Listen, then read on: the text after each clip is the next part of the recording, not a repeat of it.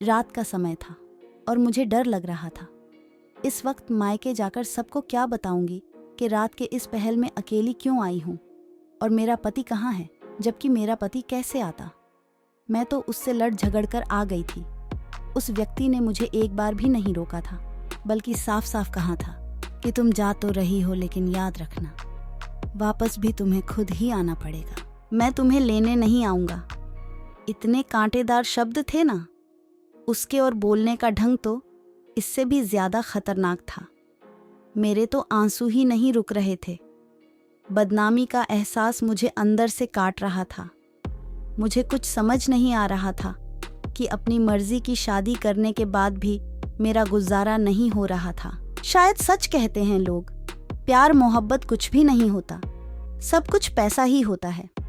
जब इंसान की इच्छाएं पूरी ना हो तो उसका प्यार से दम घुटने लगता है। और मेरी इच्छा है तो ज़रूरतें भी पूरी नहीं हो पा रही थी। मुझे आज भी वो दिन याद है जब माँ और भाई ने मुझसे कहा था कि अच्छे से सोच लो, तुम जिससे व्यक्ति से शादी करने जा रही हो उसके पास इतनी दौलत नहीं है, वो तुम्हें इतनी खुशी नहीं दे सकेगा जितनी तुमने यहाँ देखी है। लेकिन मुझ पर तो सिर्फ प्यार का बहुत सवार था। शादी के बाद राज का आदेश था। मुझे एहसास होने लगा कि मैंने गलती की है और इसकी शुरुआत उसी दिन से हुई थी जब मैंने जीन्स टॉप पहना था। मेरे पति ने देखकर ये कहा था कि यह तुमने क्या पहने लिया है। हालांकि मैं पहले भी ऐसे कपड़े पहनती थी। उसने मुझे नहीं रोका था, लेकिन अब हम इस वक्त मेरे पति के दोस्त के घर हैं। शादी की दावत पर जा रहे थे। मैंने हैरत से अपने पति को देखा, जिसके चेहरे पर मायूसी थी। मैंने कहा कि मैं तो शॉर्ट कपड़े पहनती ही रहती हूँ, आज कौन सा मैंने पहली बार पहने हैं। और उसने साफ साफ मना कर दिया कि अब तुम मेरी पत्नी हो, मुझे ऐसे कपड़े पसंद नहीं हैं, कपड़ा अभी बदल लो। मैं तो कुछ बोल ही नहीं पाई। मुझे उस दिन एहसास हुआ था कि मर्द की फितरत कितनी दोगली होती है। उसे महबूबा मोरन चाहिए होती है और पत्नी घूंघट में छुपी हुई। मैंने गुस्से में कपड़े चेंज कर लिए, लेकिन मेरा मूड पूरी तरह खराब हो चुका था। एक तो घर में एसी भी नहीं था, गर्मी से मेरी जान निकल रही थी। अगर मैं ज़रा खुश हुई थी तो वो खुशी भी उसने मुझसे छीन ली थी। और फिर मेरा गुस्सा उस वक्त आसमान को छूने लगा जब मैंने ड्राइवर को फ़ोन करके अपने घर से बुलाया कि हम दोनों को मेरे पति के दोस्त के घर ड्रॉप कर देगा। लेकिन मेरे पति ने मुझसे पूछे बिना ही उसे वापस भेज दिया और साफ शब्दों में कहा कि मेरे दोस्त ने मेरी हैसियत को जानते हैं, मैंने तुमसे शादी की है, तुम्हारी दौलत से नहीं। अब जैसे मैं रहता हूँ तुम्हें भी वैसे ही रहना पड़ेगा। और फिर हम बिना एसी के टैक्सी में बैठ कर गए। मेरी हालत में कुछ अटक चुका था। आज तो उमड़ उमड़ कर बाहर आ रहे थे। मैं मुश्किल से उन आंसुओं का गला घोंटने में लगी हुई थी। हम कब पहुँचे कुछ पता ही नहीं चला। मेरे पति ने मुझे जैसे किसी सपने से जगाया और जैसे ही मैं टैक्सी से बाहर निकली, मेरी आंखें फटी की फटी रह गईं। हम एक आलीशान बंगले के सामने खड़े थे। मुझे पता ही नहीं था कि मेरे पति का कोई दोस्त इतना अमीर भी था। मैंने हैरत से अपने पति की तरफ देखा, जो अब टैक्सी वाले को किराया दे रहा था। उसके बाद उसने दरवाजे पर बेल बजाई। मैंने फौरन अपने हुलिये की तरफ देखा। सादा सी साड़ी में मैं उस आलीशान घर में जाने के काबिल नहीं थी। अब मुझे गुस्सा आ रहा था कि मैंने वो कपड़े क्यों उतारे थे। और फिर गार्ड ने दरवाज़ा खोल दिया। उसने अच्छे से हमारा वेलकम किया और एक नौकर हमें लेकर अंदर आ गया। जितना बाहर से खूबसूरत था, अंदर से इतना ही दिलकश था। हर चीज़ में खूबसूरती झलक रही थी। मुझे फौरन अपना मायका याद आ गया। जब मैं अपने प्यार के लिए छोड़ आई थी, मेरा दिल टूट गया था। और फिर मेरे पति का दोस्त बाहर आया, उसके साथ उसकी पत्नी भी थी। दोनों को देखकर मैं हैरान रह गई थी। वो दोनों एक दूसरे के संग इतनी खूबसूरत लग रहे थे। उस लड़की ने बहुत ही मॉडर्न कपड़े पहन रखे थे। दोनों ने फूल देकर हमारा वेलकम किया। मुझे अपना आप मिटता हुआ सा लगने लगा। मैं आज तक बड़ी बड़ी शादियों और पार्टियों में गई थी और लाखों लाखों के कपड़े पहनती थी, पर इस वक्त मैं बिल्कुल वैसी ही लग रही थी जैसे हमारे घर की नौकरानी। अंदर का माहौल इतना ठंडा था कि मुझे कुछ देर बाद ही ठंड लगने लगी। मैं तो उन सब चीज़ों की आदी थी। गर्मी तो मैंने कभी देखी ही नहीं थी। मेरा पति अपने दोस्त से हंस हंस कर बातें कर रहा था और उसकी पत्नी खाने पीने का इंतज़ाम देखने चली गई। मेरे पति के दोस्त ने कहा कि भाभी आप बहुत अच्छी लग रही हैं। उसने आंखों में आंख डालकर कहा, अभी भी मोहब्बत करने वाली औरतें दुनिया में मौजूद हैं, वरना आजकल तो औरतें पैसे पर मरती हैं। उसकी बात से मुझे कुछ हुआ था। मैं चुपचाप बैठी रह गई। एक खुशगवार माहौल में हमने खाना खाया। मेरे पति का दोस्त थोड़ी थोड़ी देर बाद उससे बातें कर रहा था। वो कह रहा था कि मैं कितने दिनों से आप लोगों की दावत करना चाहता था, लेकिन आपके पति के पास टाइम ही नहीं था। और फिर मैंने अपने पति की तरफ देखा जो खामोशी से खाना खा रहे थे। मुझे महसूस हुआ कि जैसे वह जानबूझकर मुझे यहाँ नहीं लाना चाहता था। मेरे पति के दोस्त की पत्नी बिल्कुल किसी रोबोट की तरह थी। वो देखने पर बस मुस्कुरा देती थी, कुछ बोल ही नहीं रही थी। तकरीबन 3 घंटे हम वहाँ रहे। मेरा वहाँ से उठने को दिल नहीं चाह रहा था, लेकिन वापस तो आना ही था। हम लोग वापस आ गए। मेरे पति के दोस्त और उसकी पत्नी ने मुझे गिफ्ट दिया था। वापस आकर मुझे उस छोटे से घर में अजीब सा एहसास हुआ था। मेरा दम घुटने लगा था। दिल कर रहा था कि वापस उधर ही चली जाऊं, लेकिन अब तो मुझे यहीं रहना था। मेरे पति खामोशी से कपड़े बदलने चले गए। गर्मी इतनी थी कि कुछ ही देर में मुझे पसीना आने लगा। यहाँ एसी तो क्या, कूलर भी नहीं था। मुझे अब अपने पति पर गुस्सा आ रहा था। उसने वो सब कुछ लेने से मना कर दिया था जो मेरे घर वालों ने दिया था। एक घर और गाड़ी लेकर मेरे पति के आत्म शांत हो गया था। मैं यहाँ जल रही थी।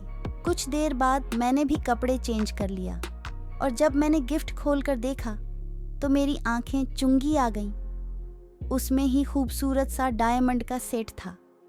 मैं अभी उसकी खूबसूरती में गुम थी कि मेरे पति ने वो सेट मेरे हाथ से छीन लिया और कहा कि इतना महंगा गिफ्ट नहीं लेना, ये हम उन्हें वापस करेंगे। मैंने हैरत से अपने पति को देखा कि उसके चेहरे पर गुस्सा था। मैंने सेट में ही फेंक दिया और सोने के लिए लेट गई, लेकिन गर्मी इतनी थी कि सोया नहीं गया, जबकि मेरा पति थोड़े देर बाद ही सो गया था। उसे आदत थी ऐसे रहने की, जबकि मुझे नहीं थी। और फिर हमारे झगड़े बढ़ते गए। मुझे महसूस हुआ था कि मेरा पति बड़ा अजीब और सन्नकी सा था। उसने मुझे जॉब करने से भी मना कर दिया था, जरा कि मुझे बहुत अच्छी जगह से ऑफर हुई थी। मैंने अपने पति से कहा कि हम दोनों मिलकर जॉब करते हैं और अपना घर बनाएंगे, वो सब चीज़ें जिनकी हमें ज़रूरत है। लेकिन मेरे पति ने कहा कि मैं तुम्हें जॉब की अनुमति नहीं दे सकता। अब मुझे लगने लगा था कि उसने जैसे मुझे घर में कैद कर लिया। जब पागल हो रही थी, मुझे छोटी छोटी ज़रूरतों के लिए पैसे चाहिए होते थे जो मेरे पति के पास नहीं थे। कभी बिजली नहीं होती तो कभी पानी बंद हो जाता था। 4 दिन में ही मेरी अक्ल ठिकाने आ गई। मोहब्बत का भूत मेरे सर से फौरन उतर गया था। मैं तो अपने भाई से भी कुछ डिस्कस नहीं कर सकती थी। उसने पहले ही मुझे इस शादी से मना किया था और फिर उसी दिन मुझे माँ का फ़ोन आ गया। वो मुझे बता रही थी कि भाई और भाभी घूमने गए हुए थे। मेरा दिल दुख रहा था। भाई ने भाभी को अपनी मुट्ठी में किया हुआ था। वैसे तो भाभी बहुत अच्छी थी, लेकिन मेरा भाई उसकी मर्जी के बिना कुछ नहीं कर सकता था। मुझे नए कपड़े की ज़रूरत थी। मेरे पास कपड़े के कम जोड़े थे। मुझे कुछ कपड़े खरीदने थे। मैंने बातों बातों में माँ से कहा था तो उन्होंने मेरे अकाउंट में पैसे भेज दिया और मैं खुश हो गई। फिर मैं फ़ौरन शॉपिंग करने चली गई, लेकिन जब वापस आई तो मेरा पति घर आ चुका था।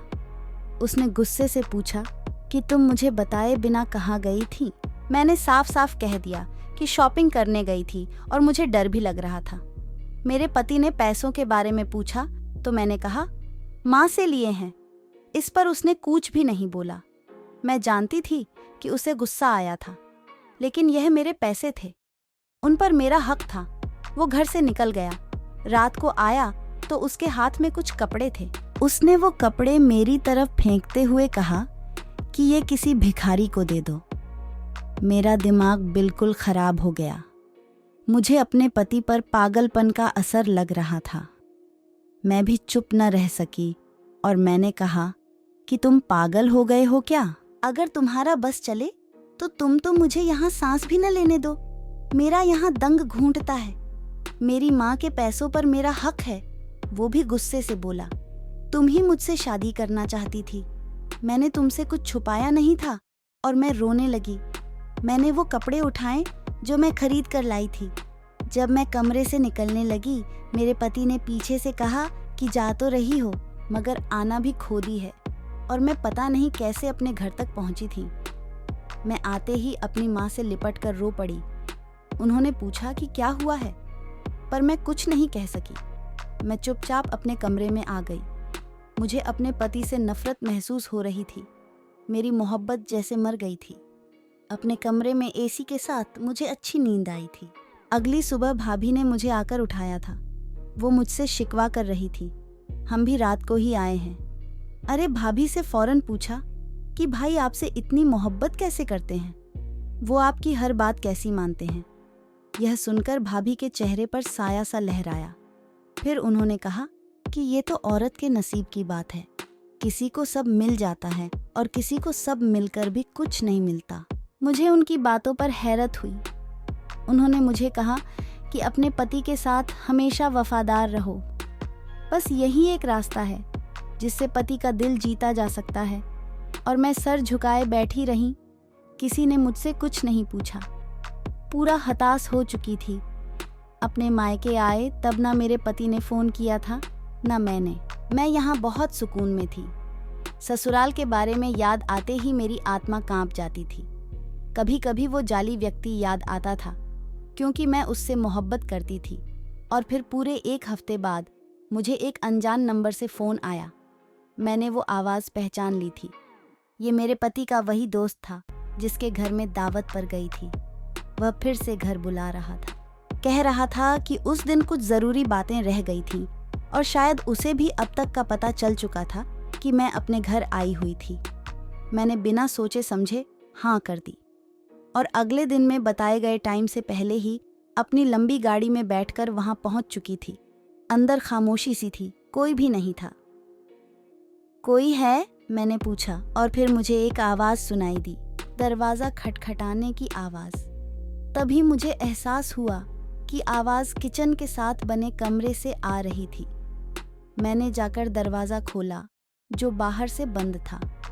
अंदर का मंजर देखकर मेरी आत्मा कांपने लगी। मेरे पति के दोस्त की पत्नी रस्सियों से बंधी हुई थी।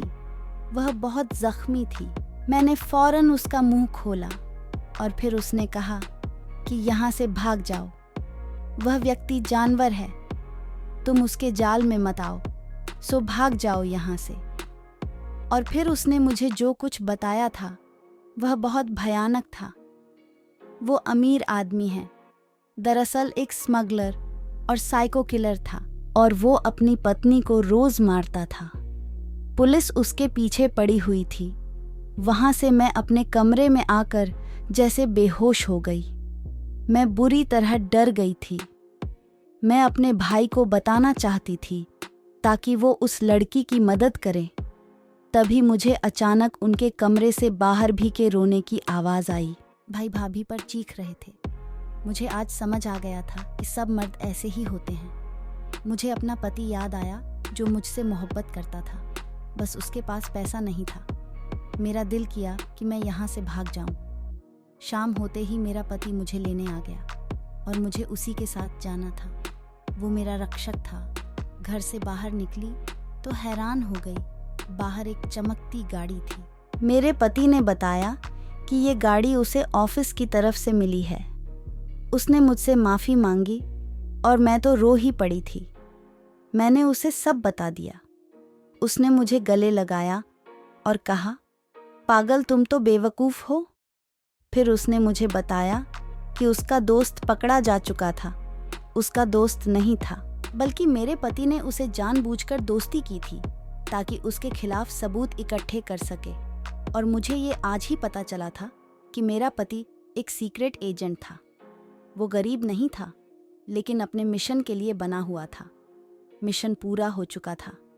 मैंने फौरन ही ऊपर वाले का धन्यवाद किया, जिसने मेरी आंखें खोल दी थी और वक्त रहते मुझे बचा लिया था। दोस्तों, यह थी हमारी आज की कहानी। उम्मीद करते हैं कि आपको पसंद आई होगी। आपका क्या कहना है इस कहानी के बारे में? कमेंट बॉक्स में हमें ज़रूर बताइएगा। धन्यवाद।